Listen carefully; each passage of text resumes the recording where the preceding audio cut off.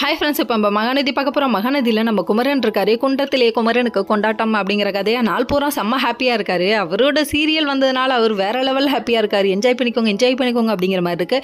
இதை வந்து ஃப்ரெண்ட்ஸ்டெல்லாம் share பண்ணுங்கிறதுக்காக miss பண்ணிடாதீங்க, ஒரு தடவை தான் வரும், பார்த்துக்கு அப்படிங்கிறாங்க. சரின்னு சொல்லிட்டு ஃபோன் பண்ணி எல்லாத்தையும் சொல்லி கேட்டுட்டு இருக்கும்போது அம்மா பாராட்டினாங்கடான்னு சொல்ல, உங்கள் அம்மா பாராட்டிட்டாங்களான்னு இவங்களோட ஃப்ரெண்ட்ஸ் சர்க்கிளில் பேசிக்கிட்டே வெளியே வராரு. யதார்த்தமாக வெளியே வராராமா, நம்புங்க அப்படிங்கிற மாதிரி இருக்குது. இங்கே உட்காந்து யமுனா அழுன்னு அழுவுது. இந்த பொண்ணு எதுக்கு குமரி அழுவுது? சந்தோஷமான விஷயம் நடந்திருக்கும் போது சோகத்துல இப்படியே மூழ்கி இருக்கு அப்படின்னு யோசிச்ச கையோட ஏமா சோக கடலில் மூழ்கி இருக்கேன்னு சொல்லி கேட்க, முத்து அதிகமாக இருக்கான், எடுக்கிறதுக்கு மூழ்கி இருக்கேங்குது. அட, இந்த நக்கலுக்கு ஒன்றும் குறைச்சல, என்ன விஷயம்னு சொல்லி கேளு அப்படின்னு சொல்லி சொன்னோன்னே, அதுக்கப்புறம் ஒன்றும் இல்லை மாமா, இது மாதிரி நான் வந்து டிவியில் வந்தது கூட நீ பெருசாக எதுவும் இது பண்ணலையே, சந்தோஷப்படலையே, என்ன விஷயம் அப்படின்னு சொல்லி கேட்க, ஒரே தடவை எத்தனை தடவையாக சொல்லுவேன், இது எப்படி இருக்குது தெரியுமா, மாப்பிள்ளை இவர் தான், இவர் போட்டிருக்க சட்டை என்னோடது அப்படிங்கிற கதை தாங்க.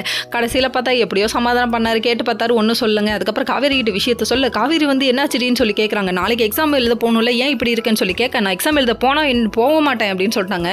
நீ எனக்கு என்ன சத்தியம் பண்ணி கொடுத்த ஞாபகம் இருக்கான்னு சொல்லி கேட்க, அதுக்கு என்னடி இப்போ அப்படின்னு சொல்லிட்டாங்க. அது நடக்காதுன்னு எனக்கு தெரிஞ்சு போச்சு, நான் போய் நிவின்கிட்ட பேசினேன், நிவின் இப்படிலாம் பதில் சொல்லிட்டாரு அப்படின்ட்டாங்க. இதெல்லாம் சொன்னால் கூட பரவாயில்ல, கடைசியில் காவேரிக்காக வெயிட் பண்ணுறேன், காவேரி வருவாங்கிறாங்க அப்படின்னு சொன்னது பயங்கர அப்செட். உங்களுக்கு என்ன பண்ணுறேன்னே ஒன்றும் புரியலைங்க. இல்லடி சரியாயிடும் சொல்லிட்டு தங்கச்சிக்காரதான் சொன்னாலும் மறுநாள் காலைல ஏஞ்சி உடனே போயிட்டாங்களே நிவினை பார்த்து லெஃப்ட் அண்ட் ரைட்டு செம்ம பேச்சு. இவனடா அது பத்திரகாளி வேஷம் போடுறா, இவள்கிட்ட தெரியாமல் நம்ம சொல்லிவிட்டோமோன்னு அவரே நினச்சி ஃபீல் பண்ணுற லெவலில் இருக்குது. அந்த அளவுக்கு ஆடுறாங்க. சரி, ஆடினதெல்லாம் போதுமா, சொந்த காலில் நில்லுமா, ஒரு இடத்துல நில்லுமாங்கிறாங்க. இது என்னடா அது, எங்கேயோ கேட்ட டைலாக் மாதிரி இருக்குது. முதல்ல நில்லு, அப்புறம் வந்து சொல்லு அப்படிங்கிற கதை தாங்க. கடைசியில் சொன்னோடனே நீ என்ன இப்படிலாம் சொல்லாமான்னு சொல்லி கேட்ட, இது என்ன உன் கல்யாணம், என்ன கல்யாணமா அப்படின்னு ஒரு கற்று விட்டாரு. ஐயோ, உண்மையிலேயே தெரிஞ்சிருச்சோ. ஓகே.